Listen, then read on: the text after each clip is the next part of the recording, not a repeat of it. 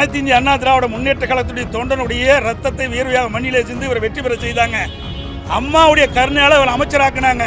அந்த அடையாளத்தை வச்சு தான் அங்கே அடைக்கலம் கொடுத்துருக்காங்க. திமுகவில் தானே புகார் கொடுத்துருக்காங்க. அந்த புகாரில் தெரிவிச்சிருக்காங்கல்ல, அதைத்தானே விசாரிக்க வேணும்.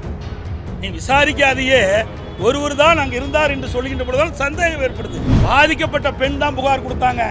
அந்த பாதிக்கப்பட்ட பெண் கொடுத்த புகாரில் தான் இது இடம்பெற்றிருக்குது. அப்படின்னா அமைச்சர் யாரையும் காப்பாற்றுறதுக்காக இதை பேசிட்டு இருக்கார். யாரோ ஒருவர் இவளுக்கு வேண்டிப்பட்ட ஒருவர் இதில் சம்பந்தப்பட்டதாக பரவலான செய்தி இருக்கின்ற காரணத்தினால தான் இன்றைக்கு இவ்வளவு அமைச்சர்களும் இதுக்கு வரிஞ்சு கட்டிக்கிட்டு பேசுறாங்க. அடியில் கனமா இருந்தாலும் வழியில் பயம், உங்களுக்கு தான் எந்த வித தடங்களும் இல்லையா? யாரை காப்பாற்றுறதுக்காக உச்சநீதிமன்றத்தில் மேல்முறையீடு செஞ்சீங்க. ஊடகத்திலையும் பத்திரிகையில் வருகின்ற செய்தியின் அடிப்படையில் தான் நான் இந்த இடத்துல நின்று பதில் சொல்லிட்டு இருக்கிறேன். அப்படி ஊடகத்தில் வருகின்ற செய்தி, பத்திரிகையில் செய்தி பொய்யா? இந்த அமைச்சர் ஏத்துக்கிறாரா? இந்த யார் அந்த சார் சொல்லி நீங்கள் கண்டினியூஸாக இந்த லாஸ்ட் ஒரு 60 டேஸாக வந்து கேட்டுட்டு இருக்கீங்க. பட் போலீஸ் சைடில் வந்து என்ன சொல்கிறாங்கன்னா, அப்படி ஒன்று நடக்கவே இல்லை. ஏன்னா அந்த பொண்ணை வந்து மிரட்டும் போது ஃப்ளைட் மோடில் இருந்து அப்படின்னு சொல்லி போலீஸ் சைட்லேருந்து ரியாக்ட் பண்ணுறாங்க. இது நீங்கள் எப்படி பார்க்குறீங்க? இது வந்து யார் புகார் கொடுத்தது? பெண் தானே புகார் கொடுத்தாங்க. அந்த புகாரில் தெரிவிச்சிருக்கிறாங்கல்ல, அதைத்தானே விசாரிக்க வேணும். நீ விசாரிக்காதையே ஒருவர் தான் அங்கே இருந்தார் என்று சொல்லுகின்ற பொழுதுதான் சந்தேகம் ஏற்படுது. அந்த சந்தேகத்தை போக்க வேண்டும், உண்மை குற்றவாளியை கண்டுபிடித்து தண்டிக்க வேண்டும் என்பதுதான் எங்களுடைய கோரிக்கை. உயர்கல்வித்துறை அமைச்சர் இல்லாத ஒரு சாரை வந்து இவங்க வந்து உருவாக்குறாங்க. இவங்க கேட்டு ஆர்ப்பாட்டம் நடத்திட்டு இருக்காங்க, அரசியல் ஆதாயம் தேட பார்க்குறாங்கன்னு ஒரு புகார் வந்து வச்சிருக்காங்க. புகார் கொடுத்தது யாருங்க? நாங்களே அதிமுக புகார் கொடுத்தோம். பாதிக்கப்பட்ட பெண் தான் புகார் கொடுத்தாங்க. அந்த பாதிக்கப்பட்ட பெண் கொடுத்த புகாரில் தான் இது இடம்பெற்றிருக்குது. அப்படின்னா அமைச்சர் யாரையும் காப்பாற்றுறதுக்காக இதை பேசிட்டு இருக்கார். அதனால தான் இந்த போராட்டமே வலுத்துட்டு இருக்குது. ஏதோ தங்களுக்கு வேண்டியப்பட்ட ஒருவரை காப்பாற்றுவதற்காக இத்தனை அமைச்சர்களும் குரல் கொடுத்துட்டு இருக்கிறாங்க. இன்னைக்கு பார்த்தீங்கன்னா இந்த உயர்கல்வித்துறை அமைச்சர் கொடுக்குறாரு, சட்டத்துறை அமைச்சர் அப்புறம் பேசுகிறாரு, அதுக்குப்பட்ட பிறகு சமூகத்துறை கீதா ஜீவன் பேசுகிறாரு. இவ்வளோ பேர் பேசுறதுக்கு என்ன காரணம்? யாரோ ஒருவர் இவளுக்கு வேண்டியப்பட்ட ஒருவர் இதில் சம்பந்தப்பட்டதாக பரவலான செய்தி இருக்கின்ற காரணத்தினால தான் இன்றைக்கு இவ்வளவு அமைச்சர்களும் இதுக்கு வரிஞ்சு கட்டிக்கிட்டு பேசுகிறாங்க. இன்னொன்று சொல்கிறேன், பொள்ளாச்சி பாலியலுங்கிறாங்க. பொள்ளாச்சி பாலியல் நடைபெற்றவுடன் சிபிஐக்கு நான் ஹேண்ட் ஓவர் பண்ணேன். சிபிஐ விசாரிக்க வேணும்னு உத்தரவு போட்டேன். நீங்கள் என்ன பண்ணுறீங்க? மாநில அரசாங்கம் பாலியல் வன்கொடுமைக்கு ஆளான பெண்ணுக்கு நீதி கிடைப்பதில்லை. அந்த பாலியல் இன்றைக்கி வந்து அண்ணா நகரில் ஒரு சிறுமி பாதிக்கப்பட்டாங்க. உதாரணத்துக்கு சொல்கிறேன், அந்த சிறுமி காவல் நிலையத்துக்கு போய் அண்ணா நகர் அனைத்து மகளிர் காவல் நிலையத்துக்கு புகார் கொடுக்குறாங்க. மெத்தனை போக்கள் இருக்கிறாங்க. அப்புறம் வேறொரு காவல் நிலையத்தில் அதை வந்து மாற்றுறாங்க.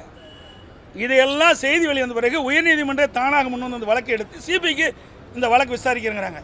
அப்படி சிபிஐக்கு விசாரிக்கின்ற அந்த வழக்கை ஏன் இந்த அரசாங்கம் உச்சநீதிமன்றத்தில் மேல்முறையீடு செய்கிறீங்க? சிபிஐ விசாரிக்கலாம்ல. அடியில் கனமாக இருந்தாலும் வழியில் பயம், உங்களுக்கு தான் எந்த வித தடங்களும் இல்லையா? யாரை காப்பாற்றுறதுக்காக உச்சநீதிமன்றத்தில் மேல்முறையீடு செஞ்சீங்க. இப்படிப்பட்ட சம்பவம்லாம் இந்த ஆட்சியில் நடைபெற்று கொண்டிருக்கின்றது. பெண்களுக்கு பாதுகாப்பு கிடையாது, சிறுமிகளுக்கு பாதுகாப்பு கிடையாது, மாணவிகளுக்கு பாதுகாப்பு கிடையாது, பெண்களுக்கு பாதுகாப்பு, ஒட்டுமொத்தமாக தமிழ்நாட்டு மக்களுக்கு பாதுகாப்பு இல்லை.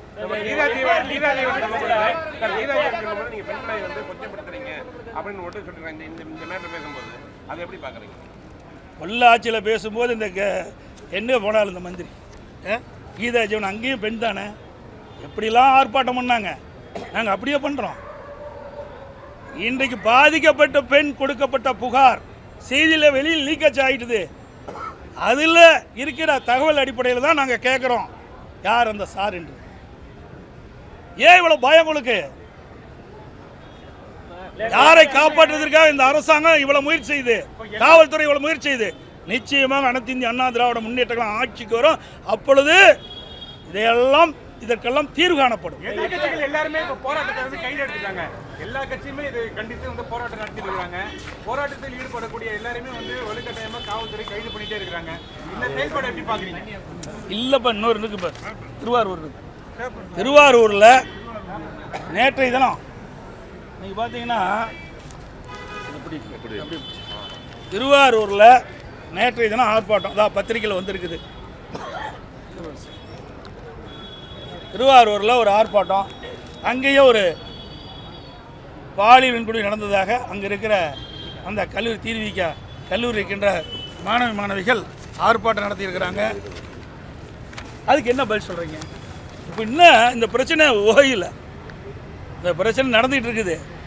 இப்படி இருக்கின்ற சூழலில் இன்னைக்கு பார்த்து திருவாரூர் மாவட்டத்தில் மன்னார்குடியில் திருவிக அரசு கல்லூரி மாணவிகள் பாலியல் துன்புறுத்தல் ஏற்படுத்துவதாக போராட்டம் நடத்துகிறாங்க. இப்போ தான் ஒவ்வொன்றா வெளியில் வருது. இன்றைக்கி மாணவிகள்லாம் துணிச்சோடு வர்றாங்க. ஆனால் வேண்டுமென்றே திட்டமிட்டு இந்த அமைச்சர்கள்லாம் இந்த ஆட்சி மீது பழி சுமத்தப்பட்டு விட்டது.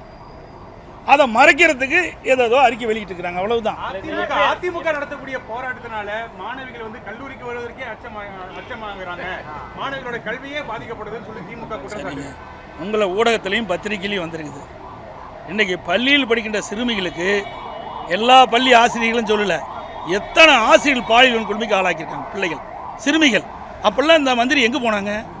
ஏன் தடுக்க தவறிடுறாங்க? எங்களை கைது செய்வதற்கு ஆயிரக்கணக்கான போலீஸ் வருது. ஆனால் இப்படிப்பட்ட குற்றச்செயல் ஈடுபடுறதுக்கு தடுக்கிறதுக்கு யாரும் வரலையே. இந்த அக்கறை அதில் காட்டியிருந்தா இந்த குற்ற நிகழ்வை தடுத்திருக்கலாம். அதெல்லாம் இதில் கிடையாது. நல்லா உங்களுக்கு எல்லா பத்திரிகையும் தெரியும், ஊடகத்துக்கும் தெரியும். தெரியாத ஒன்றும் கிடையாது. பெரும்பாலும் உங்களுக்கு ஊடகத்திலையும் பத்திரிகைகள் வர செய்தியின் அடிப்படையில் தான் நான் கருத்து சொல்லிட்டு இருக்கிறேன். எங்களுடைய அரசாங்கம் கிடையாது. எங்களுக்கெல்லாம் நீங்கள் தான் இன்புட்டு மாதிரி கொடுத்துக்கிட்டு இருக்கிறீங்க. இந்த செய்தியெல்லாம் உங்கள் ஊடகத்தின் வாயிலாக பத்திரிகைகள் வருகிற செய்தியெல்லாம் பொய்யா? அதெல்லாம் ஒரே நிமிஷம், நான் கேட்குற கேள்வி தவறா ரைட்டா புரிஞ்சு பாருங்கள். உங்கள் ஊடகத்திலையும் பத்திரிகைகள் வருகின்ற செய்தியின் அடிப்படையில் தான் நான் இந்த இடத்துல நின்று பதில் சொல்லிட்டு இருக்கிறேன். அப்படி ஊடகத்தில் வருகின்ற செய்தி, பத்திரிகைகள் செய்தி பொய்யா? இந்த அமைச்சர் ஏற்றுக்கிறாரா?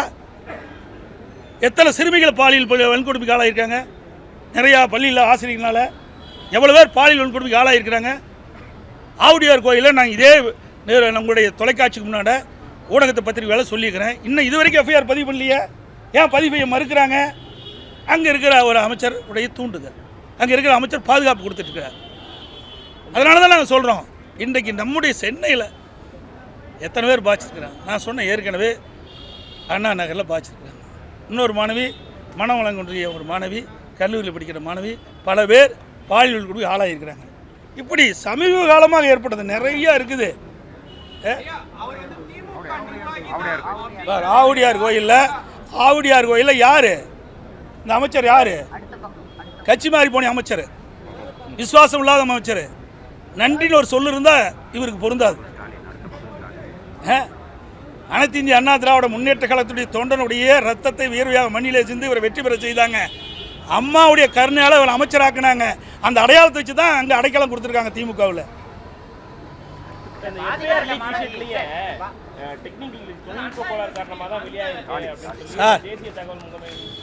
அதாவது நீங்கள் எஃப்ஐஆர் லீக்கேஜ் ஆனது தவறுன்னு சொல்கிறோம், அது ஒரு பக்கம் இருக்கட்டும்.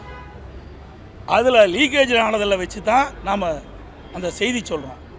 அந்த மாணவி கொடுக்கப்பட்ட புகாரில் இது இடம்பெற்றிருக்குதா இல்லையா? யார் அந்த சார் இடம்பெற்றிருக்குதா இல்லையா? இன்னொரு இருப்பதாக தெரியுதுல்ல.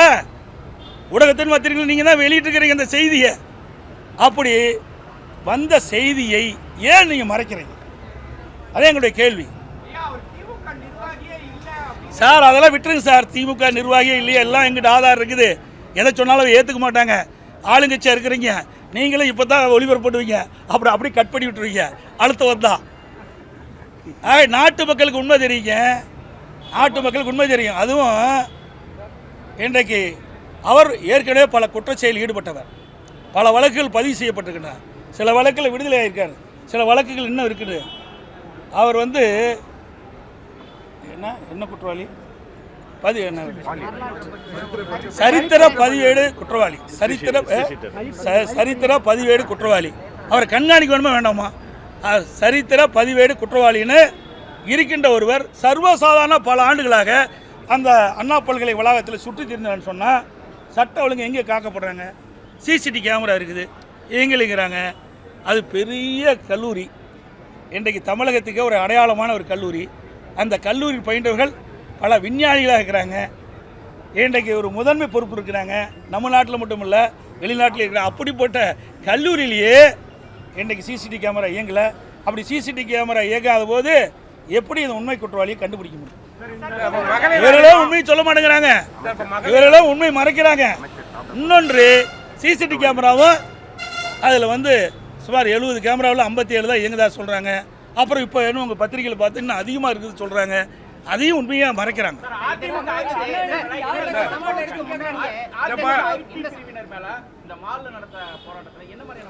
இன்னும் வரல, முழுமையாக எங்களுக்கு கிடைக்கல.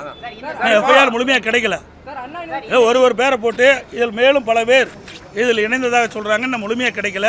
முழுமையாக கிடைத்த பிறகு அந்த தகவலை உங்களுக்கு சொல்கிறேன். குற்றவாளியோட வீட்டில் வந்து மந்திரிகள் மந்திரி சாப்பிட்ட மாதிரியும் துணை மேயர் சாப்பிட்ட மாதிரிலாம் காட்சிகள்லாம் வந்ததுல இப்போ அதே மாதிரி வந்து இப்போ அவங்க அதை பற்றி நீங்கள் என்ன கருதுறீங்க? அதே மாதிரி இப்போ மகளிர் ஆணையம் வந்து அவங்க பார்த்துட்டு வரும்பொழுது காவல்துறை காவல்துறை வந்து நிறுத்தியிருக்குன்னு சொல்லியிருக்காங்க. அது நீங்கள் என்ன சொல்லுங்கள்? அதாங்க, நாங்கள் எதை சொன்னாலும் மறுக்கிறாங்க.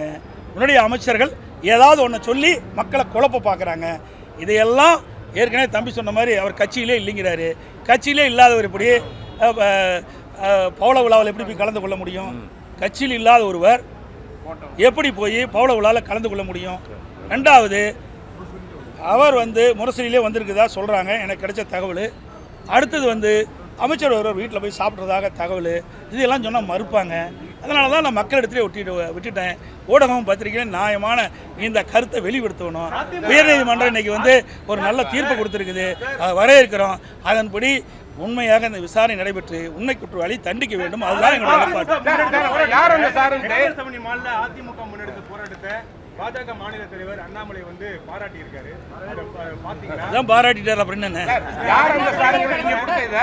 விஜயுடைய கட்சியுடைய சேர்ந்த பெண்கள் வந்து அதை போஸ்ட் அடிச்சு கொண்டு போயிருக்காங்க. இப்போ வந்து இணைஞ்சு எல்லாமே ஒன்று சேர்ந்து இணைஞ்சு இதுக்கு எதிர்ப்பு தெரிவிக்கிற மாதிரி. அதாவது எல்லா கட்சிகளுமே மக்களுடைய பிரச்சனை தீர்ப்பது தான் கட்சி. மக்களுக்கு பிரச்சனை ஏற்படுகின்ற பொழுது அந்த பிரச்சனைக்கு தீர்வான என்பதுதான் ஒவ்வொரு கட்சியுடைய நிலைப்பாடு. அந்த நிலைப்பாட்டில் அதிமுக இருக்குது. பல கட்சிகளும் அந்த நிலைப்பாட்டில் இருக்கிறாங்க. அது வரவேற்கத்தக்கது. இதான் ஊடகத்திலையும் பத்திரிகையில் தினந்தோறும் செய்தி வந்துட்டு இருக்குது. இன்னும் அதுக்கு துணைவேந்தரே நியமிக்கலையே. அதாங்க, பிரேக் இல்லாத வண்டி மாதிரி இந்த ஆட்சி போயிட்டு இருக்கு. வரக்கூடிய புத்தாண்டுல வந்து உங்களுடைய எழுச்சி எப்படி இருக்கு? வரக்கூடிய 2025 புத்தாண்டுல உங்களுடைய எழுச்சி பயன் எப்படி இருக்கும்? அதாவது நான் ஏற்கனவே வந்து சொல்லான்னு இருந்தேன் உள்ளக்கெல்லாம். அதுக்கு நீங்களே இடையில மறுச்சதுனால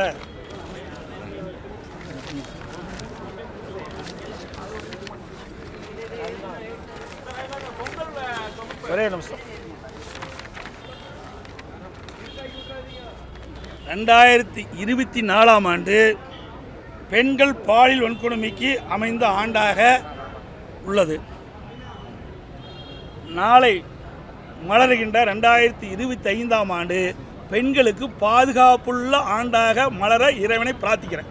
இதுபோன்ற செய்திகளை மேலும் தெரிந்து கொள்ள எங்களது யூடியூப், ஃபேஸ்புக் மற்றும் ட்விட்டர் ஆப்களை சப்ஸ்கிரைப் செய்யவும்.